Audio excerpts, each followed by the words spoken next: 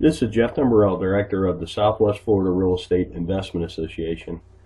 Here to talk about real-world real estate investing part 1. This is going to be the first video in a longer series of videos. This mirrors presentations we have been doing in the Southwest Florida REIA for the last 3 months. Disclosure, we're sharing our own experiences and knowledge with you. Please do your own due diligence before utilizing anything here. This is not to be construed as investment advice, and you should seek competent counsel before trying this at home. In the past 3 years, we've assisted and advised and had ownership interests in several private equity entities that employed over $14 million in capital in the Florida market, which gave us not only unique insight as to the amount of business we've done, it also gave us some great insight into how institutionalized investors employ capital. Number one, the key to being successful is to understand what you're there to do. In my opinion, this is the most important thing. There's so many people running around the world. There's a lot of people wanting to run around and try and do real estate investing. They take courses, they read books, they go to meetings, but they really don't know what they're there to do. They really haven't spent that critical time understanding what you're here to do, what's your mission, what's your goals. I mean, without having any goals, it's hard to achieve any goals, if that makes any sense. From our experience, the clearer the plan you have, you will be able to operate with a margin of safety. And that's the key word in this business, a margin of safety, because the ones that survive, last, and grow true wealth are the ones that don't make mistakes or make mistakes that you can recover from. Investing in real estate. Investment is the purchase of an asset or an item with the hope that it will generate income or appreciate in the future and be sold at a higher price. Keyword, the future for investing. So what does that mean? The act of committing capital to an endeavor with the expectation of obtaining an additional income and or profit. That's what investing is.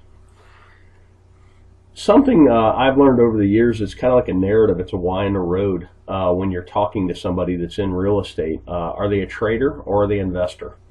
Investors buy and hold. They get a return from the assets they own. Traders wholesale. Traders fix and flip.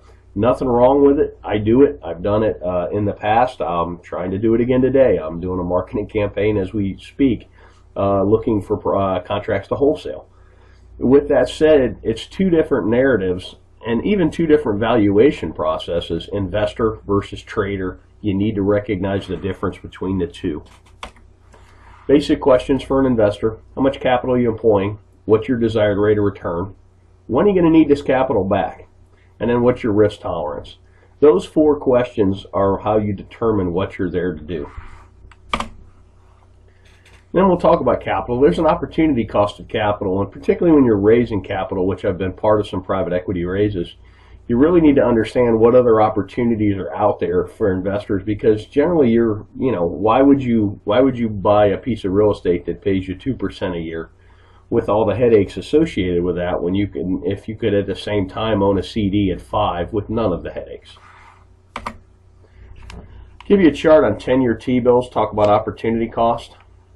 You can really see the recession, the Lehman Brothers crash really killed yields, but it's killed yields no matter what. I mean, pretty much at the time I'm talking about this, yields for a 10-year T-bill are bouncing between 2.6 and 2.8%. That's a terrible yield, particularly with the amount of money they're printing. And you go back 10 years, and this is why investment real estate has become so popular, because it's one of the few places you can get a yield. Here's CD rates from 1984 on, and if you notice, about early 2000s, everybody got excited about real estate, and that's because the CD rates of return just continued to go down. So right now, my God, on a 1-year CD, you're getting not even 1%. That makes real estate attractive, and that's something to watch as well.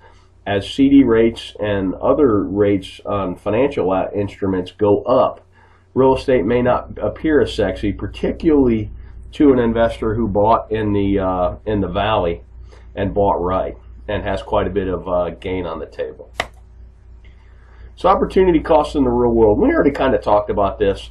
Most investors we know are looking for at least 6% a year. I know guys that are even looking for 15, and that's a cash on cash, not an internal rate of return. That would be a whole nother video that could be a whole day's worth, understanding the difference between the two. But what here I'm talking about is a yearly cash on cash return. And you got to be mindful of unrealistic expectations. I've seen people that have pitched 30% returns, and I've seen investors that are looking for 30% returns. And it's really hard to do. There's a lot of randomness and a lot of happenstance, and you're going to lose a lot more than you're going to win when you're dialing up those kind of deals. Unrealistic returns can lead to bad decision making because you seem to be chasing the golden goose instead of chasing a stable investment that pays you to own it. Let's talk about risk tolerance. These are two great quotes by Warren Buffett. And risk tolerance is really age dependent and your financial situation dependent as well. But here's a great quote. Look at the market fluctuations as your friend rather than your enemy. Profit from folly rather than participate in it. And that's most real estate investors. You're supposed to be a contrarian. I kind of put the world in, you're either a salmon or you're a lemming. You're either running with the crowd or you're running against the crowd. And here's another great one. The main danger is that the timid or beginning investor will enter the market at a time of extreme exuberance and then become disillusioned when the paper losses occur. The key is to not panic and do math-based risk assessments and then math-based evaluations and then sit down and decide what you're doing. You could have bought a home in Cape Coral, Florida at the height of the market at $320 and paid cash, held it all the way through the crash, and still got a better rate of return than CDs, and it's a terrible investment because your basis is so high.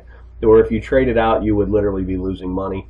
But it's sad but you actually would have outperformed the CD, and that's kind of a interesting thing. We did some case studies of people that had bought at the top and had they held and if they had mortgages, and I think that video is on our YouTube channel as well.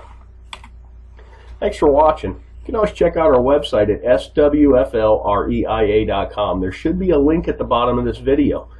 If you're on our website, put yourself on our mailing list. We send out a lot of foreclosure information. We send out our meeting notices, and we also from time to time send out information like this.